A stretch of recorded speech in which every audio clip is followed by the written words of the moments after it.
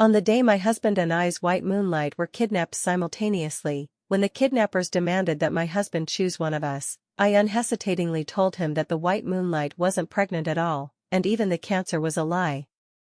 In a fit of rage, my husband chose me. As a result, that night, the white moonlight was tortured until her lower body rotted and she died. Upon hearing the news of the white moonlight's death, my husband didn't even lift his head and threw out the words, "Serves her right." Later, after 3 years of IVF, I finally got pregnant with a baby and endured until the due date. My husband rushed into the delivery room, wielding a hammer to smash my lower body. He yanked out the blood-soaked baby, ignoring my cries, and used the hammer to crush the baby's last breath. The suffering Chloe endured, you should experience it all too. My husband glared at me viciously. If it weren't for avenging Chloe, do you think you're worthy of bearing my child? In despair, I swallowed my last breath, and when I opened my eyes again, I had returned to the day of the kidnapping. Lucas. Who exactly are you going to choose? The blade sliced across my throat, spilling blood. I woke up from the stinging pain, seeing Lucas's hesitant expression across from me. A surge of overwhelming hatred and bitterness rose in my chest.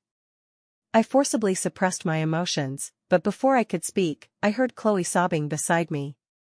Lucas, I'm so scared. Save me. My stomach hurts so much. In my previous life, Chloe also cried and begged Lucas to save her. But my immense desire to survive made me unhesitatingly choose to expose Chloe's fake pregnancy and cancer scam, just to make Lucas see what kind of person his white moonlight really was. It was precisely because I revealed Chloe's secrets that Lucas, in anger, chose to save me and abandon Chloe, leading to Chloe's tragic death that day.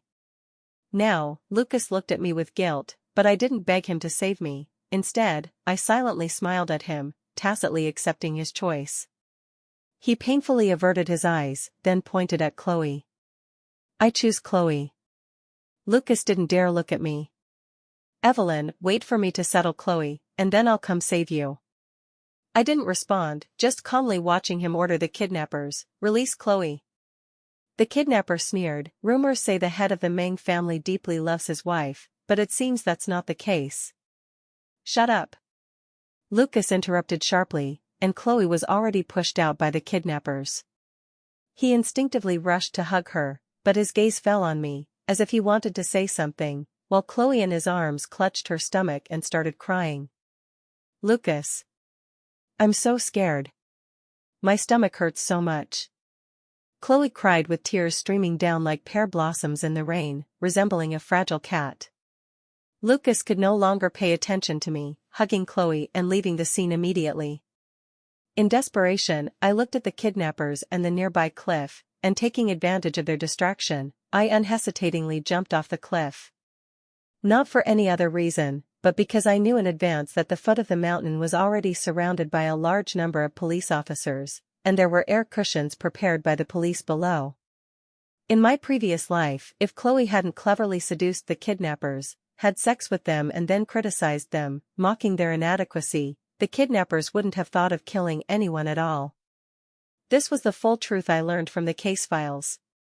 However, Lucas wouldn't listen, only immersing himself in his hatred, and I couldn't pull him back. Now, with the mountain wind howling, I staked everything on jumping off the cliff, landing on the air cushion with a sense of panic from surviving a disaster. Before completely losing consciousness, I dialed my teacher's phone. Teacher, regarding the matter you mentioned last time about dedicating myself to the laboratory, I agree. When I woke up again, I was already in the hospital. And 4 drip was attached to the back of my hand, and Lucas, sitting by the bed, sighed in relief upon seeing me awake.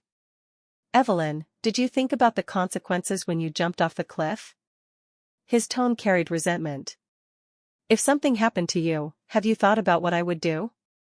Looking at Lucas, I opened my mouth, but my throat felt like it had been rolled over by a blunt knife, hurting so much that I couldn't make a sound. The ward door was pushed open, and Chloe walked in delightedly. Sister Evelyn, you're awake.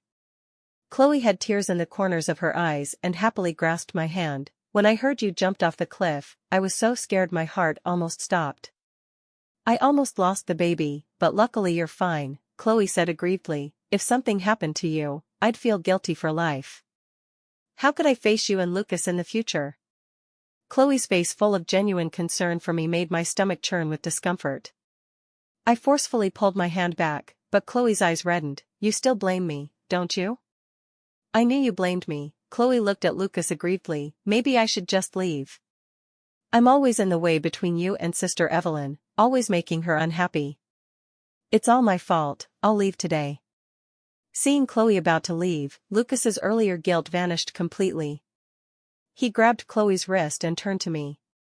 Because of your cliff jump, Chloe had nightmares all night, fearing you wouldn't wake up. Can't you stop being so selfish? You can't even tolerate a pregnant woman, and you know Chloe doesn't have much time left. Lucas looked at me with a cold expression. Your cliff jump, in the end, was because you were too reckless and willful. Chloe shouldn't have to pay for your willfulness. My throat hurt so much that it made me furrow my brows. In the past, upon hearing Lucas defend Chloe, I would have immediately argued fiercely with him, then engaged in a cold war for days and nights, waiting for him to coax me. If he didn't come, I would definitely lower myself to beg him. But now it was different. I forcefully strained my vocal cords and squeezed out a hoarse sentence. I didn't ask her to leave. I looked at Chloe. The Meng family is your home, stay as long as you want. Seeing me being sensible, Lucas's expression softened slightly, but Chloe glared at me fiercely where Lucas couldn't see. I indifferently tugged at my lips and heard Lucas say again, because Chloe is pregnant and you both experienced the kidnapping, I'm really worried about her living alone, so I asked Martha to pack Chloe's things and have her move in with us later. What do you think? His inquiring tone carried a cold, firm affirmation, leaving me no room to refuse. Sister Evelyn, if you're unhappy. I think it's great. My straightforward agreement left Chloe unable to make a fuss, and even Lucas rarely softened his expression, patting my head and instructing me to rest well and such, then saying that pregnant women shouldn't stay in the hospital too long, so he took Chloe and left. I stayed in the hospital for half a month. I only saw Lucas once. He either said he was busy or that he was accompanying Chloe to pick daily necessities. Actually, I didn't want to know what he was doing, nor did I want him to come to the hospital to accompany me. But Chloe always called to tell me every detail and deliberately acted troubled. I didn't want this either, Sister Evelyn, but Lucas insists on doing everything himself. You won't be angry, right, Sister Evelyn? Chloe's provocations were like punching cotton. In the past, as soon as Chloe got a bit close to Lucas, I would be ignited, but now, I just smiled and said, how could I? I'm glad Lucas can take good care of you. Chloe suffered a silent loss, and on the day I returned to the Meng family, she completely erupted. The master bedroom I gave up became Chloe's room. The original color scheme furnishings were all changed to girly pink. I didn't care, but Chloe followed behind me and said, Lucas thinks pink wallpaper is better, more suited to my temperament. He always thinks I'm like a child who hasn't grown up and needs care. And the slippers, Lucas picked them too, Chloe feigned surprise. Oh. Sister Evelyn, Lucas and I are wearing couple slippers. You won't be angry, right? I really didn't mean it. My gaze fell on Chloe's cartoon rabbit slippers, reminding me of how I once asked Lucas to wear couple slippers with me. Lucas just said I was too childish and told me to mature a bit and not follow every trend. It turned out Lucas wasn't incapable of loving, it was just that the one he wanted to unconditionally pamper wasn't me. No, I looked at Chloe's provocative gaze and responded indifferently, I think it suits you well. Chloe picked up the photo on the table again, because I wanted to take maternity photos in advance, but the child has no father, so Lucas accompanied me to take them during the days you were hospitalized. Coincidentally, Lucas returned and heard this. He explained unnaturally, I just agreed to be the child's godfather. When the child is born, you'll be the godmother. Haven't you always liked children? At that time, you can help take care of it too, okay? I couldn't help but think of my own child. The child who shared breaths with me in my body for a full 9.5 months was cruelly smashed to death by Lucas with a hammer, his eyes filled with murderous intent, showing no trace of paternal mercy, yet now it was displayed vividly. My heart ached faintly, but I suppressed my emotions and nodded. Okay. Lucas's tense nerves completely relaxed, but he inexplicably glanced at me a couple more times. Seeing nothing amiss with me, he finally let go of his worries. Until Chloe suddenly picked up a pocket watch. Sister Evelyn, I saw this looked nice, so I had someone remake it into a baby photo frame. What do you think? My gaze followed the object in Chloe's hand, and my breath suddenly caught. That pocket watch was my father's relic, always treasured by me in the safe.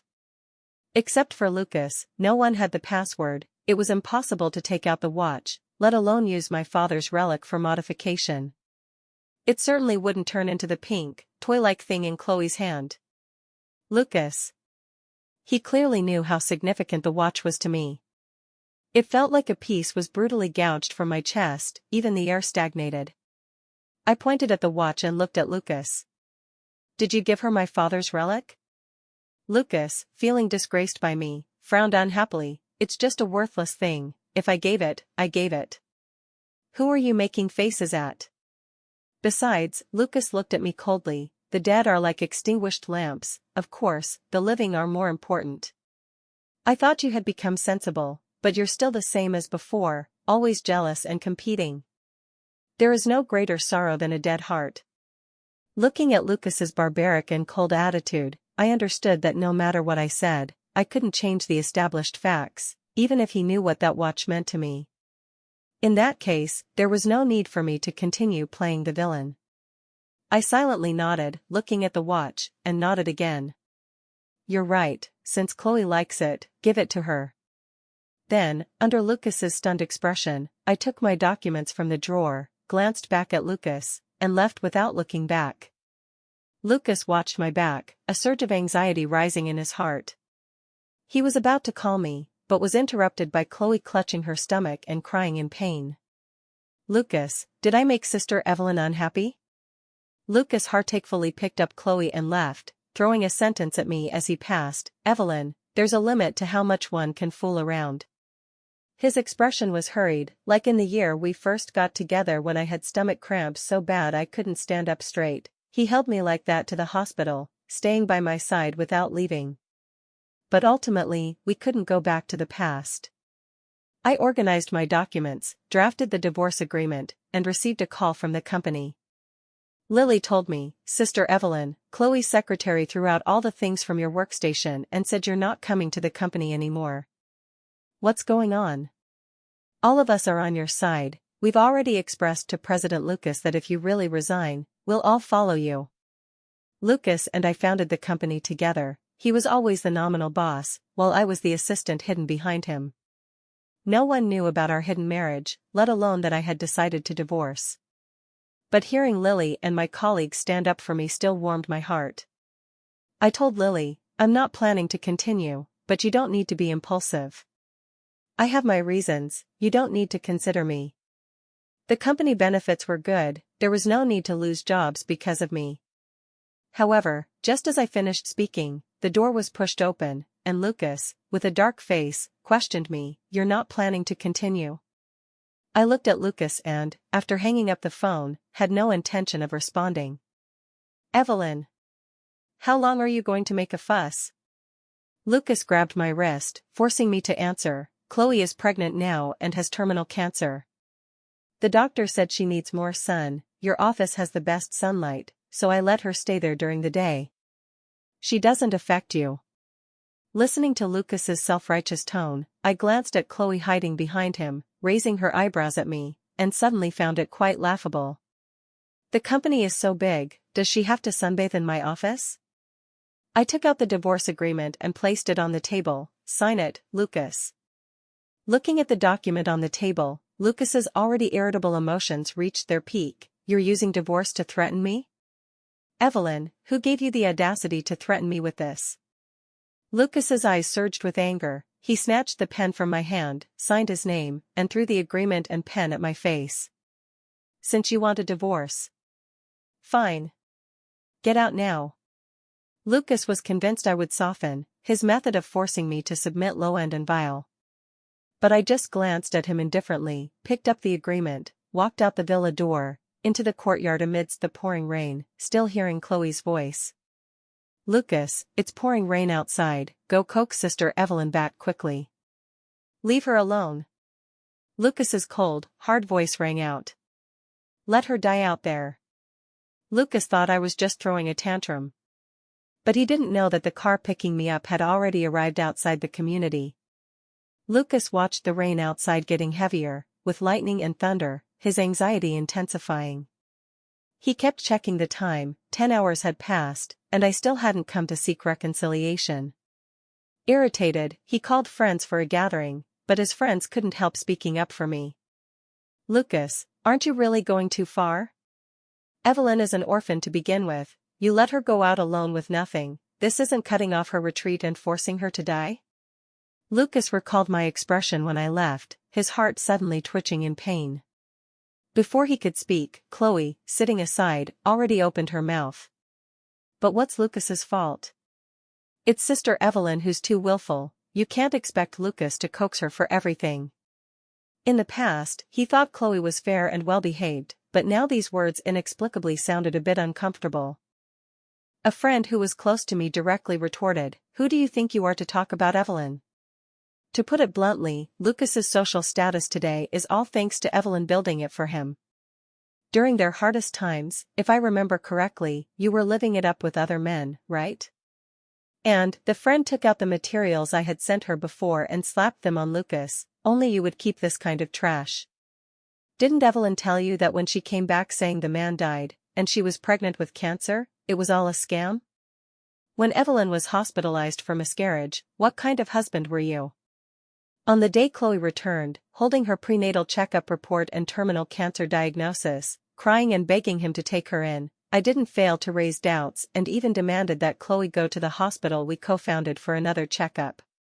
But Chloe reacted strongly, crying that I couldn't tolerate her and might as well let her die. At that time, Lucas only thought I was vicious, who would use pregnancy and cancer as a pretext to deceive. Now, looking at all the diagnoses on the checkup sheet and the video thrown by his friend, Chloe indeed wasn't pregnant and even hooked up with other men during their ambiguous phase. His eyes sharpened, looking at Chloe as if he wanted to devour her. Chloe's eyes reddened, and tears fell. "It's not true, Lucas," Chloe cried, "I don't know where these came from, but I really didn't deceive you. How could I possibly lie about my pregnancy? Lucas, don't you believe me?"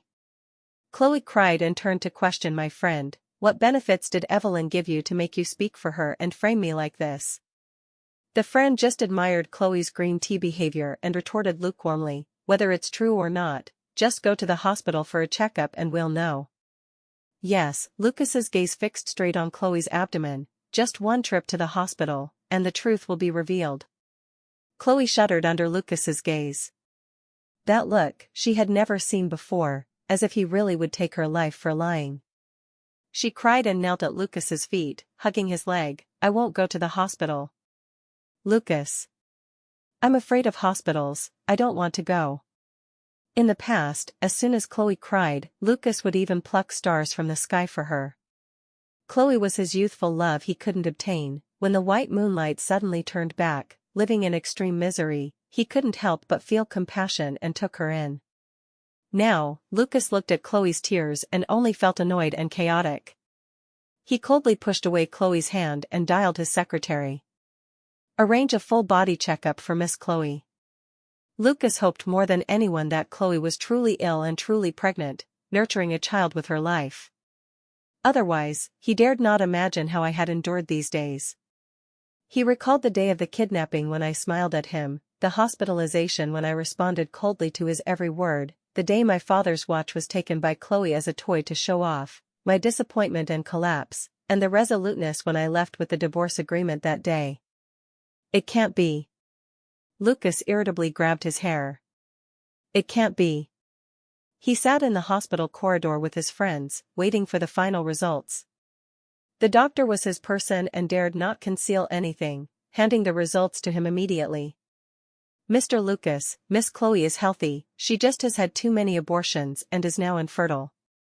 The friend couldn't help mocking, "Lucas, oh Lucas.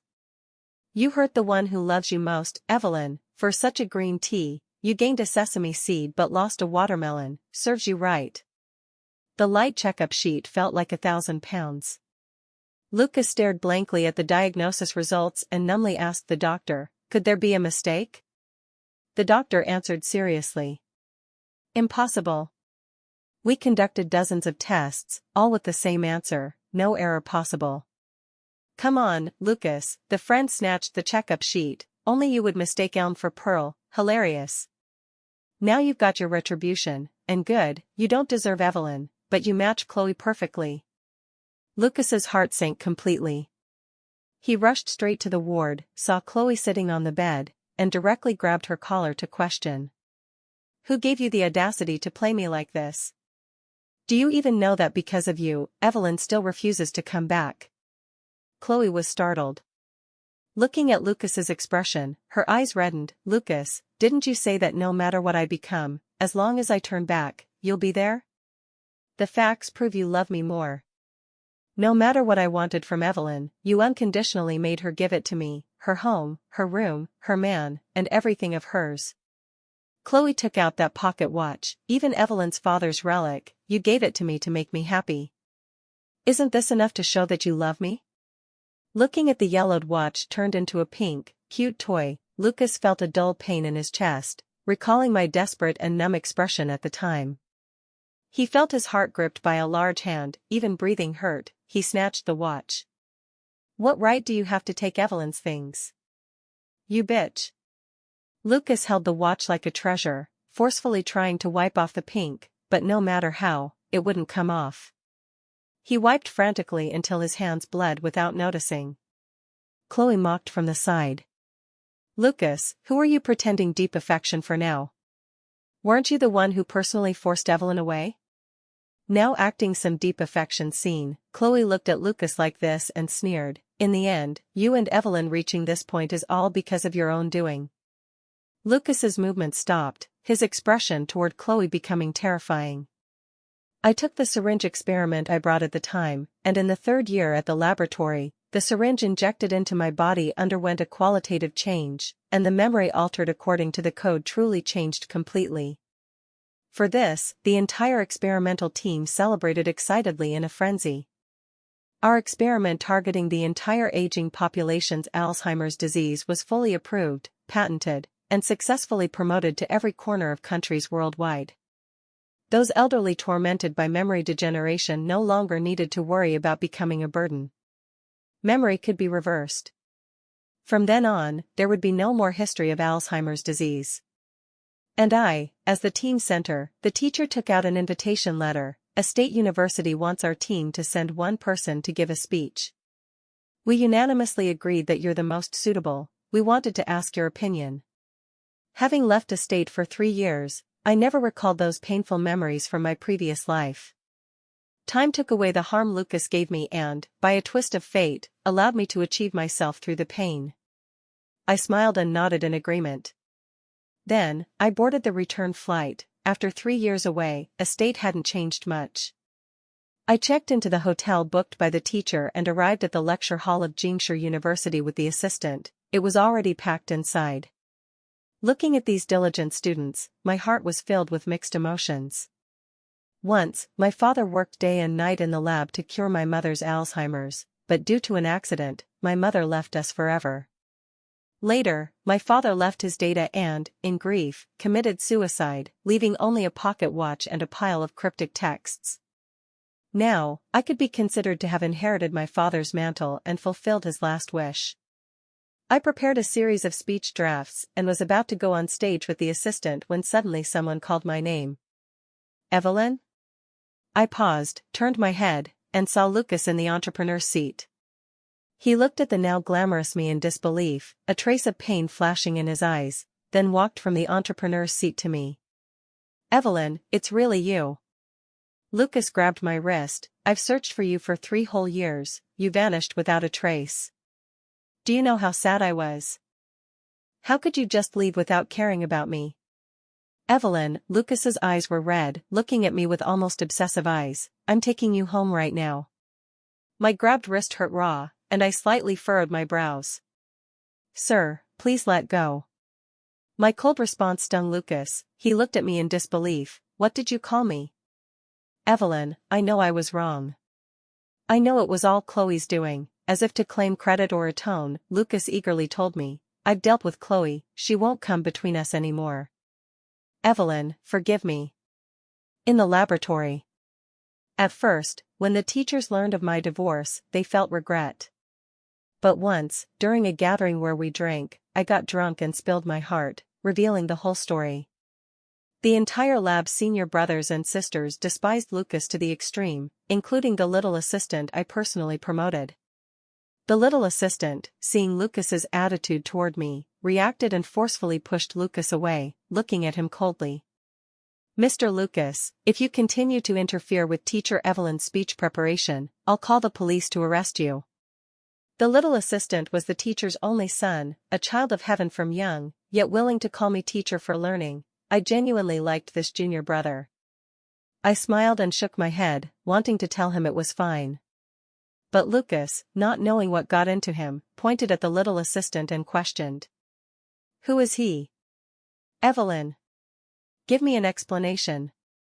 You left home for 3 years for this man? Fine, Lucas suddenly grinned ferociously. I thought I broke your heart and you left in anger. Turns out you had already found a replacement. I didn't understand.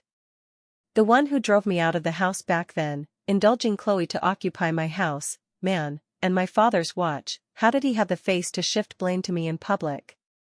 Seeing more and more onlookers, the little assistant's face darkened, about to tear into Lucas. But I backhanded a slap across Lucas's face.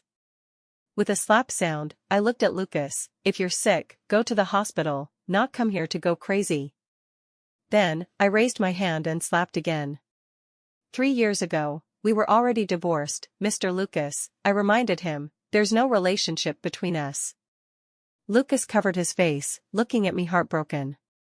And, I smiled and reminded, 3 years ago, Chloe deliberately flaunted her wealth, inciting hatred from villains, leading to that kidnapping case. I don't believe you don't know the truth. Lucas recalled that kidnapping and guiltily lowered his head. I continued to press closer. But you still chose the white moonlight who faked pregnancy, complacently watching me fall into life-threatening danger, while I sneered, jumped off the cliff to survive. The internet has memory. Should I find it out for you to see? Lucas suddenly retreated half a step. Back then, that kidnapping case even trended, with kidnappers under the slogan of robbing the rich to help the poor, and even millions in the live stream. Now, brought up by me, many people recalled the incident and suddenly realized. I heard it was the MS president's wife and his white moonlight who were kidnapped. President Lucas chose to save the white moonlight, and his wife jumped off the cliff to escape. If not for the police arriving, she probably would have died. My God. So that incident back then was real. I thought it was a script. That MS is actually Lucas's MS, he's so scummy himself and has no self-awareness? How dare he condemn Teacher Evelyn here? If not for Teacher Evelyn, how many people would still be troubled by the unsolved mystery of Alzheimer's? Luckily Teacher Evelyn survived. Otherwise, Lucas would have killed a national pillar.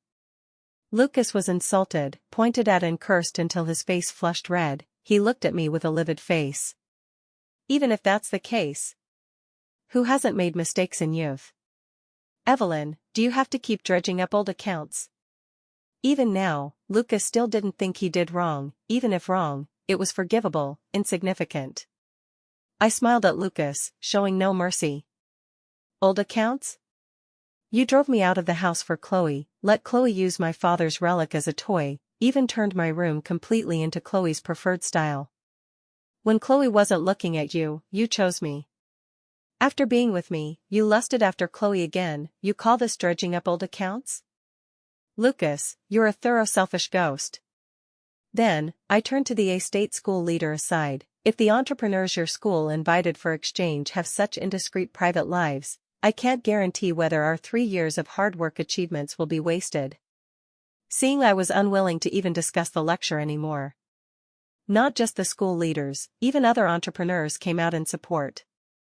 We in A-state don't welcome you. 10 MSs can't compare to one teacher Evelyn. I said MS rose too fast back then, stabilizing in Jingshire. How did it decline so much these years? Turns out teacher Evelyn was driven away by certain people have such thick skin, still blaming teacher Evelyn here. In the year Lucas and I first got together, besides full of passion, Lucas had nothing. It was me, relying on the connections and relationships my father left me, who paved the first step in estate, then with my solid skills obtained funding, and later accompanied Lucas to go public. I almost invested all my glory in Lucas. I didn't ask for his gratitude, I only asked him to love me as before. When I needed family the most, during the most painful days, it was Lucas who accompanied me through.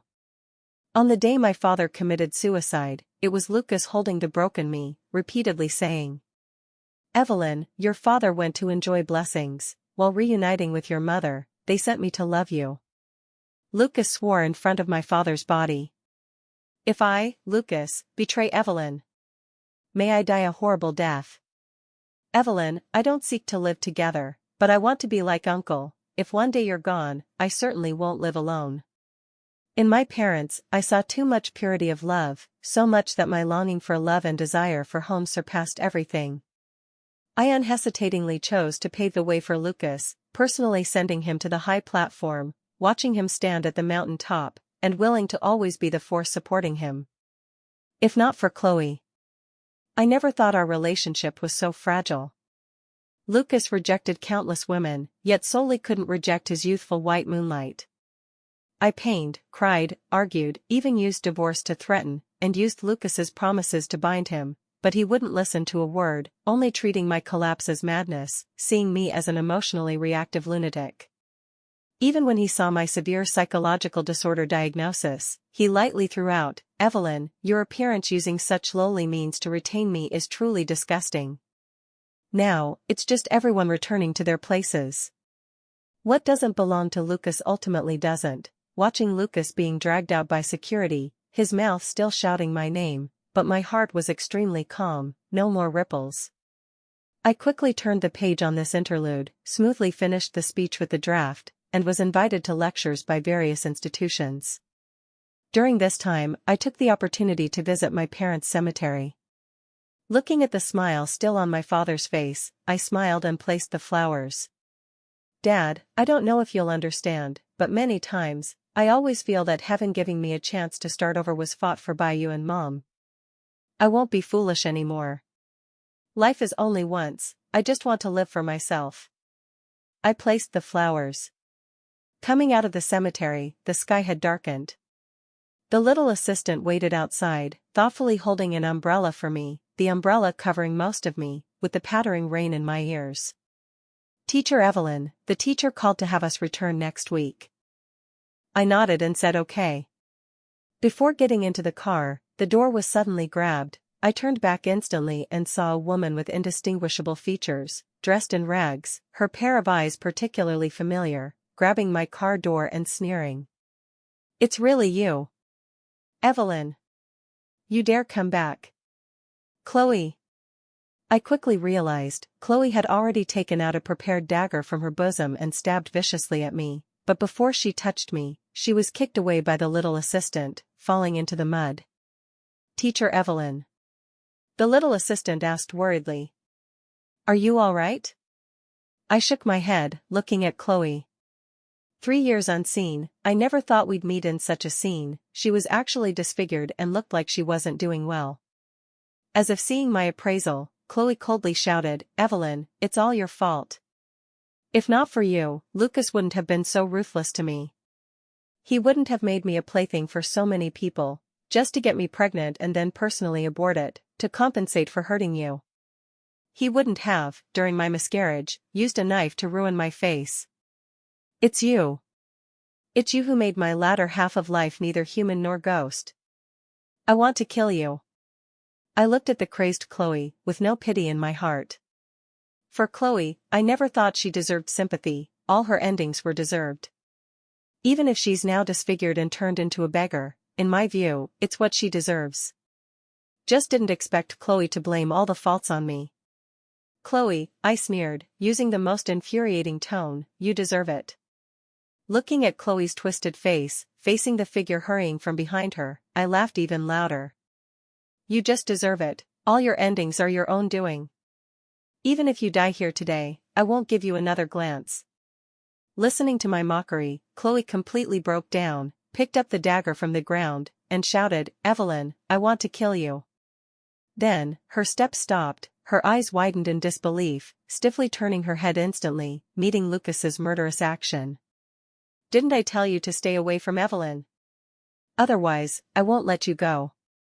Lucas stabbed a knife into Chloe's back, viciously pulled it out, and stabbed again, blood splattering. Lucas smiled cruelly. It's you who made Evelyn disappointed in me. Only by solving you from the root can Evelyn forgive me. Chloe. Go die. I watched Lucas's cruel violence, watched Chloe fall straight to the ground, splashing blood all over, rainwater pouring on her. She didn't close her eyes even in death. When Lucas, holding the murder weapon, looked at me, his eyes had more complex emotions. He approached me. The little assistant hurriedly blocked in front of me, but he suddenly stood still, raised his hands, and said to me, Evelyn, I know you've come back too.